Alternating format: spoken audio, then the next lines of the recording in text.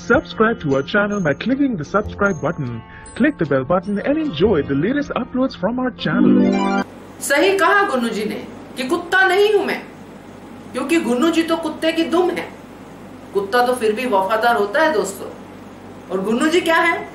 नमस्कार दोस्तों, स्वागत है आपका आपके अपने चैनल हंग्री स्पिरिट्स में। हंग्री स्पिरिट्स देख रहे सारे दर्शकों का मैं अंजू शर्मा दिल से स्वागत करती हूँ।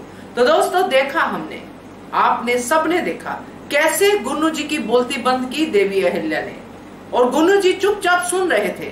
देवी अहिल्या ने उनको वार्निंग दे दी कि अगर सीताबाई को आपने मना के वाड़े तक नहीं लाया तो फ्यूचर में भी आप सोच लीजिए कि दरबार के दरवाजे आपके लिए हमेशा के लिए बंद हैं। मगर फर्क क्या पड़ा गुन्नू जी पे? कुछ फर्क नहीं पड़ा। आगे की तिकड़म लगानी शुरू कर दी उन्होंने।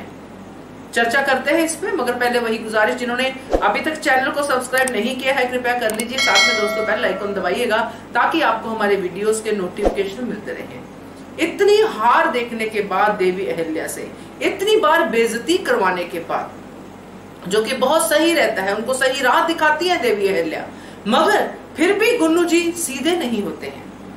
तो जब वो ये डायलॉग बोलते हैं कि मैं कुत्ता नहीं हूं, कि मुझे आप रोटियां डालो और मैं ऐसे खाता रहूं, मैं बहुत सक्षम हूं, मैं अपना गुजारा कर सकता हूं, अपनी फैमिली को चला सकता हूं, तो हम लोग सब लोग सोचने में मजबूर होते हैं कि तब से ये कर क्या रहे थे। अगर इतनी खुददारी है अंदर तो ये सब चाले क्या चल रहे हैं।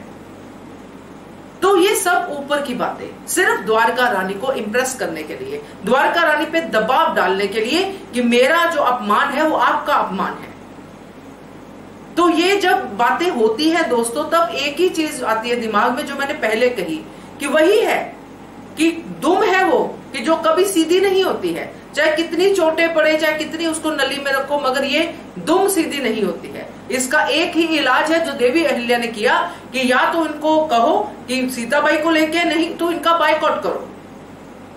देवी अहिल्या की ये भाषा नहीं है, मगर उन्होंने गुन्नू जी के लिए इस्तेमाल की, क्योंकि गुन्नू जी ने कोई रास्ता नहीं छोड़ा उनके लिए। अब वो द्वारका बाई साहब पे दबाव डाल रहे हैं, द्वारका रानी पे दबाव डाल रहे हैं, और उनको ये करने पे मजबूर कर रहे हैं कि आप मेरे पक्ष में हो या उधर। तो द्वारका रानी तो शुरू से ही गुन्नू जी के पक्ष में है, वो कब उन्होंने पक्ष छोड़ा। तो कहने का मतलब यह है गुन्नू जी का द्वारका रानी को, कि पहले जब आप मालवा करती थी कि खून नहीं बहेगा, ये नहीं होगा, वो नहीं होगा, अब जो भी मैं करूंगा उसमें आपको अपनी सहमति देनी पड़ेगी, नहीं तो मैं आपकी बेटी को आपके पास भेजूंगा ही नहीं, आप उसकी शक्ल देखने के लिए तरस जाओगी। तो एक आई के लिए बहुत बड़ी बात होती है दोस्तों।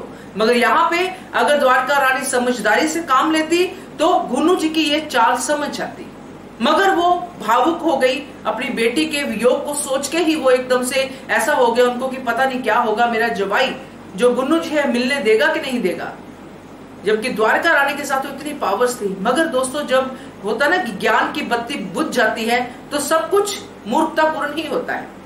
तो वही उन्होंने किया, उन्होंने तुरंत गुन्नू जी को बोल दिया कि मैं तुम्हारे ही पक्ष में हूं, यानी कि आगे जो भी तुम करोगे मैं तुम्हारा साथ दूंगी। और गुन्नू जी क्या करते हैं और कैसे करते हैं ये तो अभी द्वारका रानी को पता ही नहीं है, और इसी चीज का फायदा आगे गुन्नू जी उठाएंगे।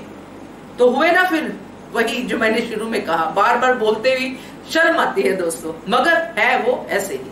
क्या कहना है आपका इसके बारे में कमेंट कीजिए। देखते रहिए channel Hungry Spirits. Thank you so much. Subscribe to our channel by clicking the subscribe button. Click the bell button and enjoy the latest uploads from our channel.